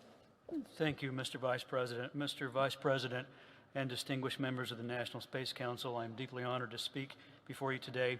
I'm here to talk about the application of nuclear power systems in space and the confluence of advanced technologies that will enable nuclear power systems to be a key capability of our nation's robust space exploration program. As you well know, NASA has been using plutonium-based nuclear batteries in space for decades to power such things as scientific spacecraft and autonomous rovers, but my discussion today will focus on much higher power, yet compact nuclear reactors that can power entire spaceships, large vehicles, and human space settlements. BWXT, the company that I lead, has a 6-decade history of supporting U.S. space exploration programs and designing and manufacturing nuclear reactors for military and civilian applications. We've manufactured and delivered over 300 such reactors. As it happens, I also served, as the Vice President said, for 17 years at NASA, concluding my career there as the Associate Administrator, overseeing the full portfolio of projects in human spaceflight, exploration, technology demonstrations, and science. What I learned at NASA and what I have seen at BWXT is that America has the nuclear technological capabilities right now to push the boundaries of human exploration at the moon and further on to Mars. Many space exploration and operations problems require that high-density power be available at all times or on call, and there is a class of such problems for which nuclear power is the preferred, if not the only solution. Technology is rapidly evolving to make relatively low-cost nuclear reactors that are not just attractive alternatives to space power options, but also the means to accomplish things that were not possible before. For example, BWXT has been working with NASA on a nuclear thermal propulsion system that will propel a spacecraft from Earth's orbit to Mars. This system has a number of advantages over other designs and would contribute to significantly shorter travel times and lower exposure to cosmic radiation for astronauts. In fact, today, there is no better option to safely deliver humans to Mars in time to protect their health. Additionally, the development of compact reactors for space creates collateral benefits for U.S. national security. Nuclear energy is a compelling solution for off-grid secure power for forward or remote military bases. We also envision classes of highly compact reactors that could be used in asset protection and very high-power defense systems. We're able to bring such technologies forth now because of advanced manufacturing techniques that are progressing in the United States faster than ever. For example, we are developing 3D printing capabilities at BWXT to manufacture metal components that could radically improve the economics and delivery timeline for nuclear reactors. In closing, I would point out that since the dawn of spaceflight, we have encountered the problems of power and propulsion. Spacecraft must be propelled efficiently, and every system, life support, habitation, scientific instruments, rovers, and so on, requires electricity. Historically, limitations in both propulsion and power have curtailed mission scope, scale, speed, and duration.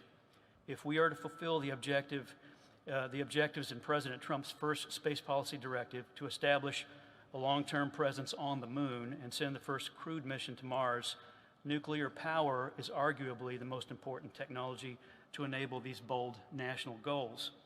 Given technological advances and our nation's renewed interest in space exploration, there has never been a better time to employ nuclear systems in space.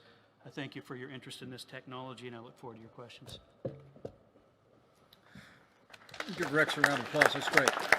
Great summary. Thank you. Thank you.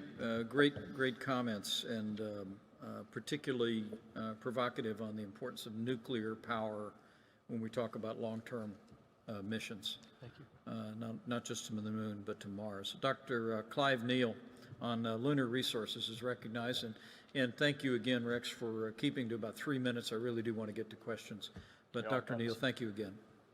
I'm probably going to blow this, but Mr. Vice President, Administrator Bridenstine, members of the Space Council, ladies and gentlemen, I'm from the University of Notre Dame, but the Vice President's probably already guessed that from my Northern Indiana accent.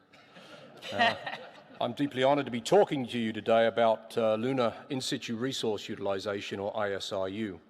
The time is now right to take a giant leap by using the moon to learn how to live off the land, thus enabling sustained human presence off Earth while stimulating a new sector of our economy. As we look forward to the moon, we need to learn from history. Apollo was a monumental achievement, and last month we celebrated the 50th anniversary of Apollo 11. However, Apollo showed us how not to conduct human space exploration because such a program based upon international competition is not sustainable. This is demonstrated by the fact that 2019 also marks 47 years since the last human walked on the moon. Therefore, in order to have an enduring, sustainable, multi-decadal human space exploration program, two things are required. First, we should choose to go to the moon with our international and commercial partners in a spirit of cooperation. This will allow the build-up of assets on the lunar surface so we can learn how to live and work productively off-planet in preparation for the exploration of Mars. Second, space exploration must deliver a return on the taxpayer investment, such that the budget of our space agency is viewed as an investment in the future of this country.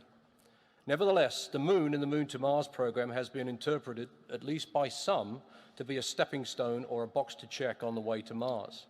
But lunar resources can be enabling by maintaining human life, growing a base of operations, stimulating a cislunar economy through job growth, and making journeys to destinations beyond affordable and sustainable. This requires a permanent human presence on the moon that will create a demand for lunar resource products. For what are lunar resources? They can be subdivided into those that can be used in situ and those for export. In situ resources include polar water ice and other water-yielding lunar resources. Bulk regolith can be used for 3D printing of lunar habitats and refined for oxygen, titanium, silicon, etc. Resources that are potential off-moon exports include rocket fuel from lunar water, beaming of solar power back to Earth, platinum group and rare earth metals, and helium-3, which is a potential fuel for nuclear fusion, yielding no toxic byproducts. China is very interested in this. However, in the ISRU discussion, the term resource has been used when reserve is what is meant. A resource is a geologic commodity that exists, but its extent is a best estimate. A reserve is a subgroup of a resource that is a known size, composition, and can be extracted economically. Therefore, the most immediate and vital issue for lunar ISRU is defining if resources are actually reserves, and so are economically viable. Mobile surface assets are critically needed to map out the area, vertical extent, concentration and composition of any resource. Note that prospecting is not done at just one location. It is conducted at several in order to find the best places for infrastructure investment. Thus, geologic prospecting on the moon needs to be a campaign that cross-cuts through NASA's mission directorates. The Artemis program of record goes beyond the camping trips of Apollo, focusing on increasingly longer human stays at one location, leading to the establishment of a permanent lunar base, surface base of operations. A field station at the South Pole by 2028 is a goal of this program, so having the capability of resource extraction before then will be vital. The field station will require local resources to sustainably develop, expand, and maintain it. So development of local resources will allow humanity to survive and thrive on the moon and beyond. However, based upon the initial findings from the Lunar ISRU workshop in July, not knowing if the resources are reserves, coupled with the lack of markets for products from such resources, are preventing any commercial mining involvement. NASA can provide these much-needed data and create markets for the resource products.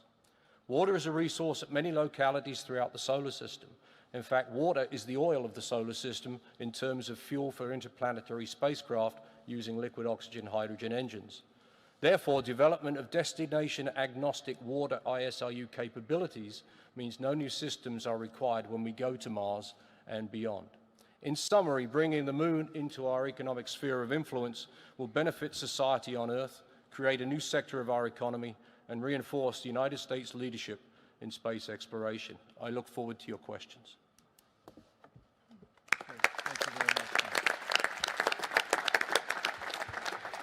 Very good. Thank you so very much. And Dr. Sarah Lynn Mark is recognized. Thank you.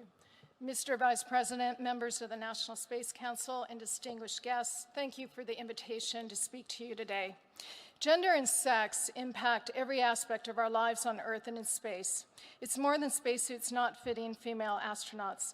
We see the impact from the shoes and clothing we wear, the electronic devices we use, the cars we drive in, and even the medications we take.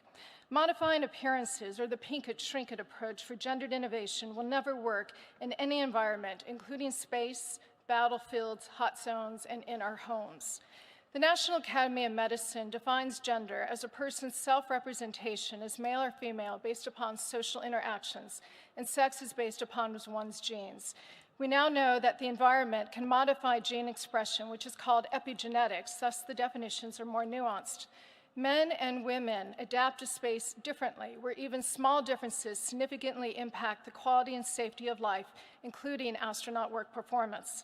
It is imperative that NASA and its commercial space partners address these differences in how they plan and conduct missions, how they develop products such as spacesuits, high-performance clothing, including liquid cooling and ventilation garments, tools, hardware, and machine-human interfaces, and how they establish extravehicular activity or EVA training protocols and medical guidelines for countermeasures in precision medicine.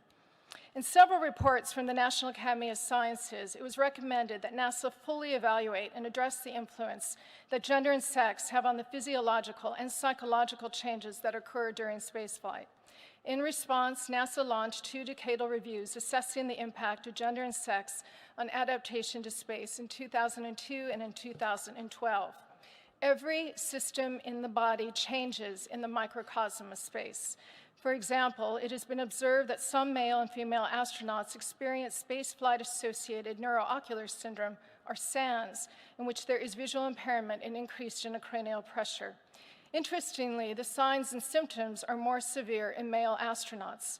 Orthostatic intolerance, or the inability to stand without fainting, is more prevalent upon landing in female astronauts than in their male counterparts. Additionally, radiation presents a major hazard for space travel. It has been reported that female subjects are more susceptible to radiation-induced cancer than male subjects. Hence, permissible exposure limits for radiation are lower for women than men astronauts, which could impact their ability to participate in long-duration space flights. I want to be crystal clear. This is not about who is faster, better, or smarter, just different. We have the capability to develop the tools and resources to ensure that everyone has the opportunity to live and work well and safely on Earth and in space. Most of us in this room were influenced by the Apollo program. The Apollo effect changed the direction of our careers and the course of our lives. We need to ensure that there will be an Artemis effect. I want to believe that the next boots on the lunar surface will be worn by a woman, and not only will they fit her, but they will also inspire the next generation of explorers. It is time to see the world through a gender-sex lens. When we achieve this goal, we are taking a major leap toward mission success for everyone that will enhance space exploration and our daily lives on Earth. Thank you for your time and attention today. Thank you, Dr. Moore. Great comments. And Dr. Elizabeth Turtle, and then we'll go to questions as time permits. Doctor? Thank you, Mr. Vice President, members of the Council, and distinguished guests. I appreciate this opportunity to discuss some of NASA's next steps in robotic planetary exploration. Science, technology, and the very human desire to explore uncharted territory have driven innovation since time immemorial. This is best demonstrated by NASA's history of innovation for the purpose of exploration beyond our Earth and even beyond our solar system. While there are many exploration innovations we could discuss, given its recent selection as the Next New Frontiers mission and my role as principal investigator and the limited time, I will focus on the example of the Dragonfly mission to Saturn's moon Titan. Our entire team is excited to be on a path to explore an extraterrestrial world, complete with lakes, mountains, clouds, and even rain, with a spacecraft derived from the drones that have become ubiquitous here on Earth, in search of the building blocks of life. Indeed, it is the opportunity to work on projects like this that inspired so many of us to pursue careers in science and engineering in the first place. For the Johns Hopkins Applied Physics Laboratory, Dragonfly is the latest chapter in a story that began shortly after World War II, when on a mission led for the Defense Department, the very first picture of the Earth from space was taken from a V-2 rocket. I point out the partnership with the Defense Department in that first milestone to highlight the synergies that are possible, indeed essential, when it comes to space innovation. The space community has benefited from the investments made not only through NASA, but also through the National Science Foundation, the Department of Defense, and innovations from the private sector. The benefits go both ways. Our space exploration investments have also furthered education and the technologies leveraged for the nation's economy and security. Dragonfly is an example of a mission that involves multiple scientific and engineering disciplines, working across boundary lines within and between government agencies and institutions, NASA centers, industry, and universities, as well as across international borders. The investigations Dragonfly is designed to pursue will help transform our understanding of the chemical reactions that may have led to life here on Earth. Upon arrival in 2034, Dragonfly is designed to take advantage of Titan's thick atmosphere, which combined with relatively low gravity, make Titan ideal for flight. In fact, it takes 38 times less power to fly there than here on Earth. Put another way, a human being would only need to put on a pair of wings to fly above the surface of Titan. Thanks to the considerable recent development in drone technologies, Dragonfly will be the first radioisotope-powered vehicle to conduct aerial exploration of another world. A critical point is that while Dragonfly provides a novel concept and architecture for ocean world exploration, the design leverages prior technology investments and development in order to minimize costs and mitigate risk. Because of this, we frequently say that Dragonfly demonstrates the power of innovative application of technology. It was especially appropriate that Dragonfly was selected during the 50th anniversary year of Apollo 11. Along with this administration's public support of going to Mars and back to the moon, this historic commemoration has rekindled interest in space exploration across the country. Interest that will be stoked again when Dragonfly lands on Titan and begins transmitting images and data from this alien world. Dragonfly also provides a crucial link between the teams that designed, built, and operated previous missions and the next generation of technologists who will be ready to take the next steps in space innovation as we enter the middle decades of the 21st century. In closing, the interdisciplinary nature of missions like Dragonfly, bridging diverse scientific and technical fields, exemplify the kind of innovation that has been at the heart of NASA's robotic exploration of the solar system and beyond. In this way, NASA develops new technological capabilities, investigates new horizons, and inspires the next generation of explorers.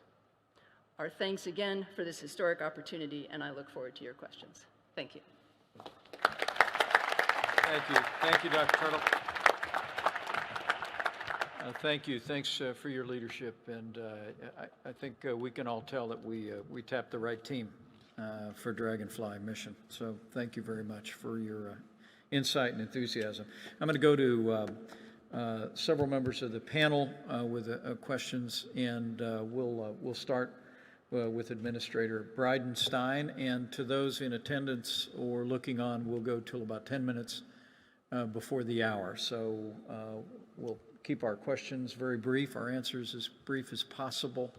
But also I want to remind the panel, if you want to add all of the record of this meeting of the National Space Council is made available publicly. If you want to submit additional materials in writing, we will publish them in like manner. So with that, Mr. Administrator. Thank you, Mr. Vice President. One thing I'd like to note before I ask my question is Dr. Clive Neal here is our lunar resource expert on the panel. Also in the audience, we have Chris Carberry. Now, these two gentlemen, you've got a moon guy, Mr. Vice President, and we have a Mars guy. And I will tell you, a couple years ago, you put those two in the same room, it was not going to be a pretty sight. But now we've got this new direction, Moon and Mars. And now when they come and visit me, they come together, which I never thought I'd see. But it's a thrilling thing for our nation, and to see the unity between these two gentlemen. But it's still not that pretty. It's still not that pretty. I had a question for Rex. You know, we talk about radioisotope thermal generation, the ability to basically use nuclear decay to create heat and use the heat to create electricity. Tremendously valuable. We've been using it for years. You're talking about something else. You're talking about actually using nuclear fission for propulsion. That is absolutely a game changer for what NASA is trying to achieve. Propulsion hasn't changed. You've got a mass and you need to accelerate it. And when we use nuclear fission, you can heat hydrogen to levels that make it exceptionally fast. And so that mass is accelerated faster than we could otherwise accelerate it. That gives us opportunity to really protect life. When we talk about the radiation dose, when we travel between Earth and Mars, can you share with us how much time do you think we could save in that travel between Earth and Mars if we had nuclear thermal propulsion? Thank you, Mr. Administrator. The nuclear thermal engines that we talk about are about twice as efficient as chemical engines, and they're actually simpler for a variety of reasons. The transit time to Mars for a typical chemical rocket engine when Mars is at its closest approach to Earth is about 6 or 7 months, as you know. With the nuclear thermal propulsion system, we anticipate being able to get a crew to Mars in about 3 or 4 months, about half the time. And you can see those same kind of economies and efficiencies for scientific exploration as well. So, and then the next question for you would be other applications. It's not just for reducing the radiation dose for humans flying through deep space, but also national security implications. How do we maneuver within low Earth orbit or cislunar orbits so that ultimately we can move quickly to various spots based on the threats that we heard about today? There's many applications here that benefit not just human exploration, but also national security. Am I correct? That's correct, Mr. Administrator. We anticipate that this kind of technology could also be used in a variety of national security applications. And I mentioned in my remarks, for example, off-grid power for forward or remote military bases. You certainly can imagine using a compact high-temperature gas reactor to power a directed energy weapon, for example, using diesel fuel now, but that's not sustainable over a sustained battle. Real quick, for that directed energy weapon, could that be used, for example, to protect Earth from an asteroid? I think you could envision that for planetary protection as well. It's possible to put high amounts of laser energy on an asteroid, whatever threat you're concerned about, and so it's a possible technology for that as well. Could it be used to take debris out of orbit? It could be used for taking debris out of orbit. People talk about using laser energy to change the trajectory of space debris, and it's a very possible application for that as well. I think, Mr. Vice President, there's an amazing opportunity here that the United States of America should take advantage of. Great. Thank you, Chair. Thanks. Great comments. With that, Secretary of Commerce Wilbur Ross for a question. Dr. Neal, what's the biggest challenge that you faced in training the current class of astronauts? The biggest challenge is educating them in the limited time we have for if they're going to the moon, about the moon. Trying to make them understand about the environment. You don't really know until you go there. I've never been. I've studied it a lot. But I think the biggest challenge is actually having time with the astronauts to teach them about off-world exercises and how they would then maximize their time on the surface of the moon or Mars. And what do you see as the biggest challenge going from habitation of the moon to getting to Mars? Well, again, I think it comes back to actually getting to Mars. I think we can learn about living and working productively off planet on the moon and take those lessons to another hostile environment for human life. I think they'll translate quite well. There will be nuanced differences, but I still think that the journey and what we just heard is one way to try and mitigate some of those risks by going faster. But that journey is going to be the issue. I think we have a laboratory in our back garden. We need to make good use of it, not only for economic benefit, but also for training to go beyond there. It's an off-world laboratory that will prepare humans very well for exploring destinations beyond the moon. Thank you. Thank you, Wilbur. Next, we'll go to the Undersecretary of State for Economic Growth, Energy, and the Environment, Keith Kroc. Keith, you're recognized. Thank you, Mr. Vice President. Dr. Tuttle, I have a question for you because you've spent so much time in space diplomacy over your career, and it's really this: as we develop and operationalize our global economic security strategy integrated into our national security strategy platform, the space industry is a top priority. And so I'd be interested in your view in terms of how does the United States maintain its leadership position and collaborate with our allies and their private sector partners and safeguard our IP and our know-how through global trusted frameworks and some of the things maybe you've worked on over the years? Absolutely. There's so much to be gained from these kinds of partnerships, and at the same time to balance that with sharing of information. And that's an area where we take very seriously in these international partnerships, and something that we need to coordinate very carefully as we move forward. But it is so, as so many of these international missions have demonstrated, the potential of those collaborations is so valuable that it's something that is worth investing the effort in. Thank you. Thank you, Keith. And let the chairman ask the final question. Dr. Mark, women are an indispensable part of the astronaut corps of NASA, and you've been a great advisor along the way. You spoke today about some of the challenges that the differences among the sexes make, opportunities for one versus the other. We've set the objective to have women and men leading America back in human space exploration, that the first woman and the next man on the moon will be an American, and we'll send men and women to Mars. You've spoken about some of the differences. Are there also, can you give us some examples of the benefits as well about having men and women leading in space exploration, and what that means to the science and to expanding American leadership and capabilities? Yes. Well, Thank you, Mr. Vice President, for your question. I think it comes down to issues of diversity and inclusion. And if we can take it back to even on Earth, we see that diversified workforces have optimal team performance. Sometimes it takes a little bit of effort up front to make sure people are communicating and sharing knowledge, but we do see improvement at the end of the day. I think what we have seen is that we will have a mixed crew. American women are the taxpayers. They are supporting this program. They need to be represented. And additionally, the lessons that we learned from the space program have extraordinary value for how we live our lives on Earth. We need to represent that. I really believe it's time for NASA, as well as all agencies and organizations, to ensure that their programs and policies have a focus on human systems integration using a gender-sex lens.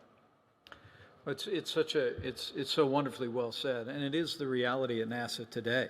We have on our user advisory group, we have some extraordinarily distinguished female astronauts who've logged hundreds of hours in space exploration. But I just want to thank you for your contributions to understanding. We have opportunities to really celebrate that diversity. But also it's imperative, if I hear you right, that NASA and our private sector partners continue to lean in clear-eyed and account for the unique differences and challenges that men and women face in space exploration. I pledge to you that we will do just that. Thank you very much. Okay. How about a round of applause for this whole panel? This is a remarkable group of Americans. Very good.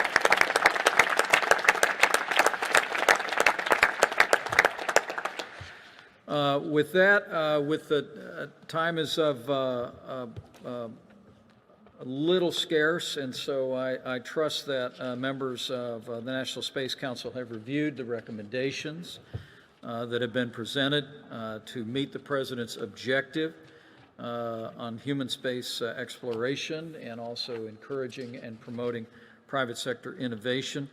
As those looking on in the public will note, these include specific timelines for reforms of workforce, acquisition rules, management, and industrial base issues. They also create opportunities for international and commercial partnerships. And I recommend to the public's attention the public record, but you will find that we are setting specific timelines for the administrator in the next 60 days to the designation of an office and submission of a plan for sustainable lunar surface exploration and the development of crewed missions to Mars. The next council meeting, a plan to report on the technologies and capabilities necessary to implement sustainable lunar surface exploration. And there are other very specific goals for NASA, and we'll thank the administrator in advance for continuing to move out on those directives. We'll also be recommending that NASA facilitate the development of commercial and public-private successors to the International Space Station and set a timeline for the Department of Commerce on the authorization of commercial space operations not currently regulated by any other federal agency. And complementary to our commercialization of the International Space Station, the staff will present the Council members a Moon to Mars development strategy. One of my takeaways today is Dr. Clive Neal's use of the term prospector to describe activities on the lunar surface and on Mars, and it brings to mind the Old West, and it's just exactly how we ought to be thinking about ensuring that we're developing the resources of space and giving taxpayers a return on investment, as you said so well. But we'll be calling for a Moon to Mars development strategy that'll take in all the technological capabilities that we have, and also the director will be presenting the National Space Council with a plan to modernize the workforce. With that, if all those in favor of endorsing these recommendations by the National Space Council signify by saying aye. Aye. Aye. All opposed, nay. In the opinion of the chair, the ayes have it, and the recommendations will be forwarded by the unanimous decision of the National Space Council. And I'll be discussing these recommendations with the President later today, and we'll be forwarding them to agencies at the President's direction. With that, let me simply close by saying thank you to all the members of the National Space Council, the members of our User Advisory Group, and invite the crowd to join me in thanking these incredible Americans for their contribution to American leadership in space. It's a great job.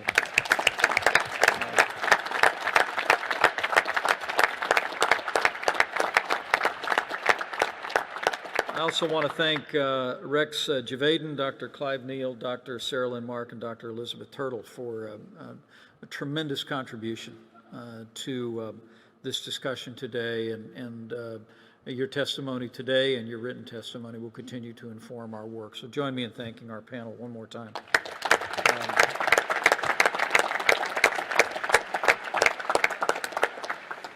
America is leading in space once again. Thanks to the vision and the leadership of President Donald Trump, we have redoubled our commitment to lead on behalf of human exploration with NASA at the tip of the spear, to engage our private sector partners to work in new and in renewed ways with the American people to advance American leadership. And with the President's direction as Commander-in-Chief, we are reorganizing our commitment to provide for the common defense and developing the United States Space Force, the U.S. Space Command, and to develop the technologies to protect this nation going forward. I know, looking out at this crowd, and I know to those looking on, there's tremendous enthusiasm for President Trump's leadership in space.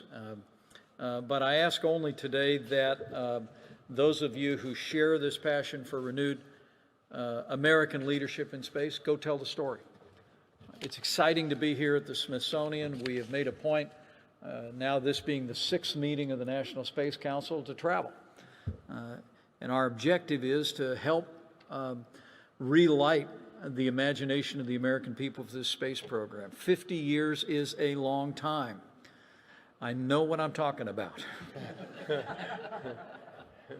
But our determination is to capture the imagination of the American people, of men and women and boys and girls all across this country, and really to inspire the world. And so I encourage each and every one of you, and maybe it'll be assisted if before you leave here today, if you take a long stroll through this historic place, if you look at these tremendous remnants of American leadership in space. But I just want to challenge each and every one of you, industry leaders who are here, those that are looking on, educators and public servants, is go tell the story. And go tell the story of American leadership in space. Tell the story not just to those who represent you in Washington, D.C., and to leaders at every level, but tell the story in your communities, in your state, and all across this nation. And I know with your energetic support, with President Donald Trump's leadership and vision, with this extraordinary team that he has assembled, the work of NASA, and with God's help, America will lead mankind into the vast expanse of space. So thank you very much, and God bless you.